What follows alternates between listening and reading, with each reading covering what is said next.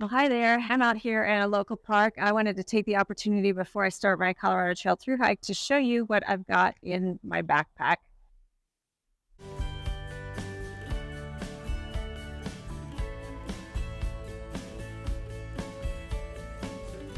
It's a beautiful morning. There's tons of birds out behind me. You'll probably see them while I'm showing you what's in my pack. And I'm really excited about starting the Colorado Trail for the second time in just a few weeks. So I wanted to show you not only what I'm carrying in my Superior Wilderness Designs 40-liter pack that I've had in the past, but also some new gear items that I've added. One of the first is my Outdoor Research Sun Hoodie. This is the Astroman, and it is an upgrade from the Echo that I had previously worn. That fit very tightly, and I found it was kind of hot and sweaty. It's 2 ounces heavier technically, but the fabric is lighter and doesn't stick to my skin, so I'm liking that a lot. And it's also got a little pocket right here on the side. And I also have buried down in here my new LightHeart Gear rain jacket. If you watched my hike last year, you'll know that I had a lot of problems with getting wet, getting soaking wet in freezing cold thunderstorms. And at one point, all of my gear, everything in my tent was wet because my tent floor wet out and my rain jacket wet out, and it was awful. So this rain jacket is impervious to water. It won't wet out, which means it will be a little bit hotter, but it's got big pit zips, so I think it's going to be pretty comfortable. I've been trying it on local training hikes, and I've been super happy with it. My umbrella is from Gossamer Gear. It is great for sun on really, really hot areas. There are several stretches, burn areas on the Colorado Trail, so this will come in very handy. It's also good in the rain if you don't get it snagged on trees. My camp shoes are actually from Walmart. I've had some Old Navy ones that were the same weight for quite a while, and they were kind of starting to get a little bit worn. So I wanted to pick up some new ones and make sure that they had a good tread. If I have to go down a trail to a water source that could be a little slippery. So these are great for that. I have a little piece of Tyvek. This is just mainly for, I use it to sit on during the day, and then outside my tent is kind of like a landing pad for things coming and going from the tent, so I don't get too much dirt inside the tent. I carry a couple of different Life water bottles. I find they're a little bit more durable than Smart Water. For hydration, I have the Katadyn Be Free filter. This thing is screaming fast when it's clean. If it slows down, you can clean it. Probably never be quite as fast as it was at the beginning, but it's really fast and very lightweight compared to the Sawyer. Last year, I switched from using the Sawyer Squeeze to this one, and I've been really happy with that choice. New to me this year is the Hydro Pack flexible water bottle. This one has a flip top, which is probably going to fill. Yep, has a flip top, which makes it easy to fill, especially with that filter. And it also comes with a longer straw if you want. I found that being right here on my pack, it was kind of flipping me in the face. So I like the short straw, and it collapses down to nothing. So overall, my water carry is, let's see, this is 0.6. I have a little capacity for a little over 3 liters of water, which should be plenty on the Colorado Trail, especially this year in a high snow year. There's a lot of melt down into the creeks and streams. So the time of year that I'm going to be hiking, I should not have any trouble finding water. I carry a little super lightweight tripod, and I think it's 𝐒𝐵𝐲 is the brand, and it bends so that you can hang it on a tree or a rock or something like that. So I carry this super lightweight one, and it makes it easy to do videos when I want to. This is my little potty kit, if you will. I've got a typical little trowel, and I also use a pee funnel, and then, of course, toilet paper. You can't live without that, but you got to make sure you either bury it really well or pack it out. And then I typically wear sun gloves. These are new this year for me. I had a heavier pair that I bought when I was on the PCT, but these are from Outdoor Research. They're very, very lightweight. I don't sweat in them, which is great for hiking in the summer. And my hands, if you can see, are like 80-year-old hands. I grew up in Florida sailing every summer, like 2 months out of the summer, living on a boat. And spent all that time in the sun without sunscreen. So now I am paying the price not only on my hands, but on my face, my chest. And so I do wear sunscreen, but then also the sun shirt and the sun gloves to protect as much as possible. On the front of my pack, I have this water bottle pouch. Came with the pack. It was an upgrade from Superior Wilderness Designs, but you could order it with a pack. And then recently I switched out the pocket that I had here. I found I wasn't using the one that I bought because the zipper was in the front. This zipper is across the top, makes it a lot easier to get in and out for snacks and things like that. This one is from, I believe it's called Nebo, and it's available on Garage Grown Gear. And then, of course, it's got a soft pocket on the front so I can keep my sunglasses handy. And the essential item, my Garmin InReach Mini for emergencies. My fanny pack is from Light AF. It's a great size. It's not too big, lightweight, great for running into town. So this is always on my waist, and it is full of things that I need to keep handy during the day. Naturally, the Colorado Trail data book, hand sanitizer, bug spray, and I do carry this in an additional pouch because if it leaks, it can damage gear. This is a lemon eucalyptus. I prefer to use this in something natural versus DEET. Anti-chafe, I prefer the Monostat. This is a chafing relief powder gel. My little wallet, sunscreen that I mentioned. Benadryl anti-itch is helpful, especially when there are a lot of bugs. And then I have a little tiny knife from Gerber that's kind of handy to have. All right, inside the pack. Typically, my food bag is right on top. It's above the pack liner just because I like to have my food easily accessible. Now, normally the way people tell you to pack a pack is to have the heaviest stuff in the middle around the center of your core. Putting my food on top kind of violates that, but it works for me. This is not fully loaded right now, but I do have some gear, and I did want to mention that some pieces of gear, especially if you're just starting out, are well worth the investment. They last for years. This spoon from Toaks, it's a titanium spoon with a polished bowl. I've had it for over 5 years, and there's absolutely nothing wrong with it, so no need to replace it unless I lose it. Same goes for my little pot. I keep the lid on this with a little rubber band. It's a lot lighter weight than carrying the pouch that it came in, but it is also from Toaks. It's the 550 milliliter pot. I used a bigger one, and I realized that I could get away with this smaller one. It will hold a small fuel canister inside, but normally I carry a large canister and just have that separate.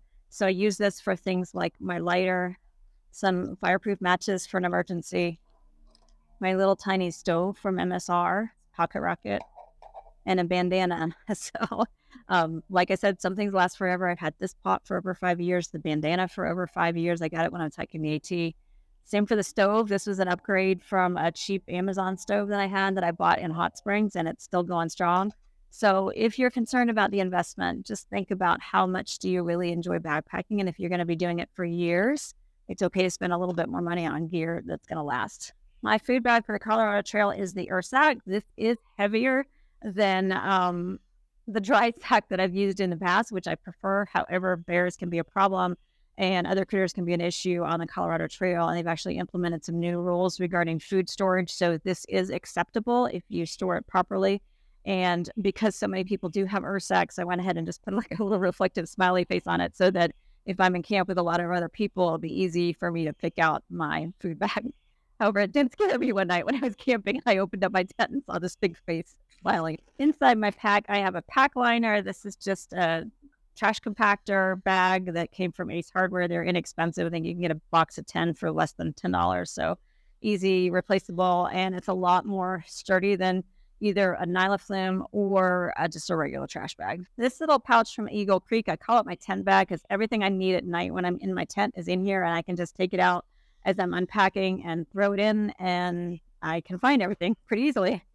I did upgrade my little Dyneema bag for electronics this year. I had a bigger bag that I just needed to roll down, and this was tiny and compact, a little bit of a splurge, but I love it. It fits everything and keeps it all together. I carry an emergency blanket for emergencies, and it also holds an extra hair tie for me in case I lose one. I replaced my thermometer this year with this little digital one that I'm really excited to use. I haven't really played around with it too much other than to test it out at home. But the one that I had was an analog one from Coughlin, I believe it was, with a whistle on it. And it was very hard to actually get an accurate temperature reading. So I thought I want to know in the middle of the night or early in the morning just how cold it is. So this will do that for me. I have a journal and a pen. I've been journaling for years on the trail. So this is one of my little luxury items. I also have a pack towel. This is great for wiping off my tent in the morning and also just kind of cleaning up if I need to like wash my face in a creek or something like that. I have a little bag that contains some other sort of toiletry items. There's another hair tie in here. I'll probably ditch that second one. A comb, a razor. I carry super lightweight razors because they don't always have them in hostels, and it's nice to be able to shave, and also some Q-tips for when you need them, as well as little tweezers and nail clippers, which I find come in very handy when you snag a nail, or I don't carry scissors, but the nail clippers will double to like snip a thread. And my headlamp is also in here. With the long days, I don't usually carry it in my fanny pack unless I'm expecting that I'm going to be out after dark or hiking early in the morning. I don't know if you can see it, but there's a little yellow-headed blackbird. I'm not sure the exact name, but I've never seen one before, and they're pretty cool, and I hope I can get a picture before I leave to share it with you. My tent is the Deuce. He's loud too. The Durson X Mid Pro 1, I did a video on my first night in this, and I really like it, although it did have some condensation, so we'll see once I get out on the trail if that is an issue or not. My sleeping pad is the Thermarest X Firm. This is a little bit heavier than some other pads. I actually have an 8-ounce pad from Thermarest that's the ultralight, and I would love to take that, but it can get very cold on the Colorado Trail at night, especially when you're above 10, 12,000 feet. So a lot of this discomfort that people feel when they're in their tent at night is because they're losing body heat to the ground. This one is one of the most well-insulated sleeping pads on the market. And so it keeps me very, very warm at night. Not overly warm. I don't get hot, but it keeps me from getting cold. And so it's worth the extra weight to carry this pad instead of my ultralight one. As far as clothes, I'm wearing my typical hiking outfit right now. It's a Patagonia t-shirt. North Face shorts that I've had these for over 5 years. I really only wear them for backpacking, but they've held up amazingly. And I love that they have a drawstring in the waist. So if I'm losing weight while I'm on the trail, I can tighten them up and they won't fall down. I'm also wearing my new La Sportiva Akashas with some smart wool socks and Gingy sock liners. I don't carry extra hiking socks on the trail because I've learned that even if they're wet, they don't tend to dry out fast enough to switch them out every day. So I just suck it up and embrace the suck with dirty, wet socks, but I do have dry socks that I can wear at night. So this little day pack is actually my clothing bag, but it's handy for when I'm in town because, number one, it packs up to about that big if you want it to, in its own little stuff sack, but it carries all my clothes. And then if I want to run into town to resupply, I don't have to carry my whole pack. I can just throw this on. Or if I'm doing a 0-day somewhere, I want to go sightseeing, if I want to go slat packing, it's perfect for that. When I'm out wearing shorts, I hike in leggings. This is a pair with pockets. They're just Amazon. I think they're from Crazy Yoga.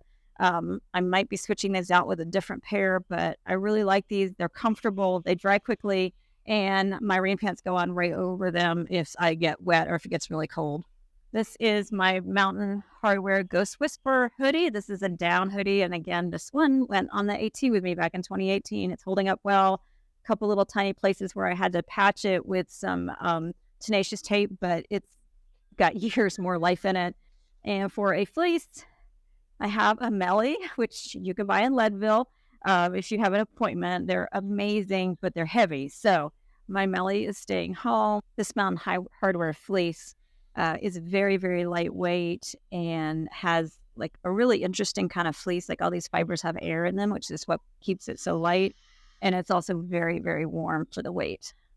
At night, I sleep in a North Face wool shirt and then leggings from Ibex as well, also wool. I like to have wool clothes at night because, again, if you're wet and cold and you're in danger of hypothermia, these will keep you warm even if they do get wet. Although I do everything possible to keep my dry clothes dry, keeping them in this bag inside pack liner inside the pack. These gloves are new this year. They're from Outdoor Research. They're microgrid. They're sensor. These I can wear at night or in the daytime.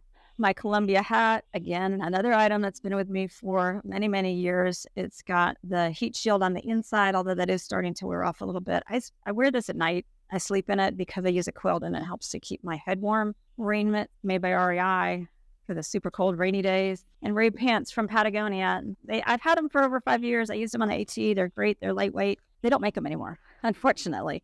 And then finally, my sleep socks. These are from Farm to Feet, and they are a little bit loose on me, which is actually a really good thing because at night, if your feet get cold, if your socks are too tight, they're constricting your blood flow. And so if you have socks that are a little bit on the looser side, not as tight as what you would wear during the daytime, then that can help you actually stay a lot warmer. And if you suffer from cold feet, then I highly recommend getting a pair that's just a little bit looser than normal to keep that air cushion around your feet and keep you warmer. Now we're getting down to my very favorite piece of gear. This is my custom quilt from Underground Quilts. It is rated at 20 degrees, but I had them put an extra ounce of down in the body and in the foot box. I think it probably comes out to about 17 degrees. I've had it down in a weather that cold, and it has kept me very, very warm. This one opens up completely flat. It's got snaps on the bottom and then a drawstring. So in the summer, I can just lay it over me. And in the winter, I can bundle up. I would highly recommend Underground Quilts. They were really good to work with. Now, to keep that quilt dry, normally, if it's not super wet, I just throw it down in the bottom of my pack because everything else fits better in the pack when that's the base.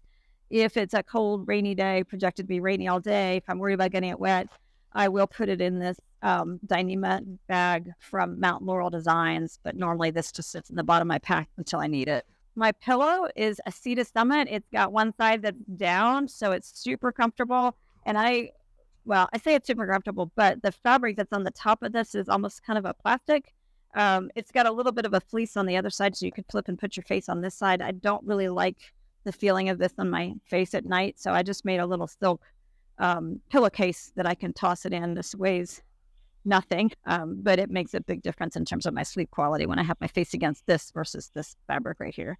And then the very last thing in my kit, and again, some people might consider this a luxury item. It is a luxury item. It's a Rab silk liner, and it's kind of mummy shaped. It's a little bit hard to see here. It's kind of mummy shaped, so it's big enough that I can use it if I'm in a hostel and I need a sleep sheet. It works great for that, but I also use it either over my pad or on top of my pad and crawl into it because it adds, number one, it adds a few degrees of warmth if I'm inside it, and it also keeps the pad and the quilt a little bit cleaner.